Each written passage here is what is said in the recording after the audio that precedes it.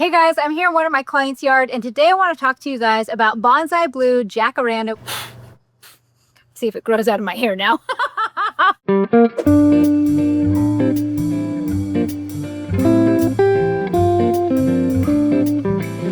Bonsai Blue Jacaranda, which is a dwarf jacaranda. You wouldn't know it by looking at this specimen right here.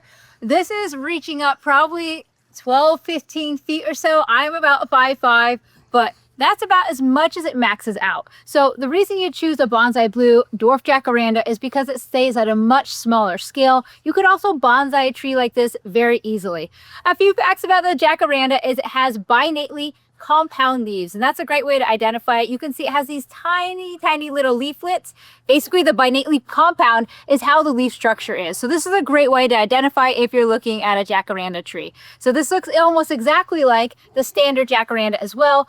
This dwarf version actually blooms a lot quicker than the standard version, which is super cool. And then it has the same flat seed pods that your typical jacaranda would have, and it has very similar little baby seeds.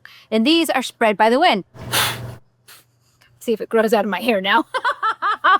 But the goal today is to take this tree a little bit back because we have a super strong leader. It almost looks like a sucker, and have multiple branching down below. For that branching down below, I want to keep this as a multi-stem, and right now this guy is kind of taking over a little bit, so I'm most likely going to remove him.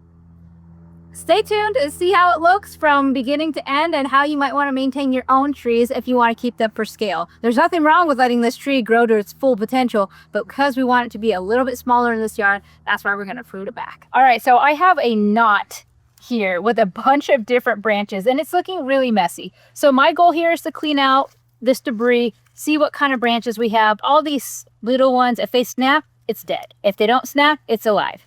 But there's just way too many branching happening down here. So I'm gonna go ahead and thin out a lot of these little suckers and get rid of this big, strong leader so I can find the branches that I wanna keep. You never wanna cut more than 1/3 of a plant at a time. You just don't wanna cause too much shock. And it's best to do it in certain seasons, depending on what type of plant it is. This is late winter where we are at right now, which is plenty fine for this. I wouldn't wanna do a heavy pruning in the middle of the summer where it's already being stressed out by heat.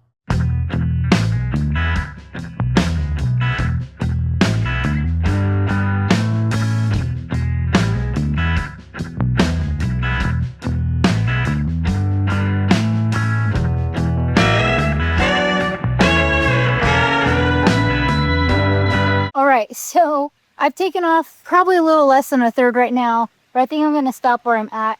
Tree is growing towards the sun, the afternoon sun on this side over here, and growing away from the rest of the shrub. So I have a little bit of a more bald area in this space here. I still have some crossing branches that you can see under here, but I kind of want to see which ones are going to take in this space first, and then come back at a later time and maybe clean up some of those crossing branches there. But otherwise, I'm pretty happy with how it looks. We really took down the canopy, so it's more like a 6 to 8 foot tree versus a 12 to 15 foot. And overall, I cannot wait for this to bloom. And it'll be a lot happier now that it doesn't have all that dead wood on it as well. As always, thank you guys so much for watching my channel. If you're not subscribed yet, please consider it, and then go ahead and leave any comments or questions you might have below. Ciao!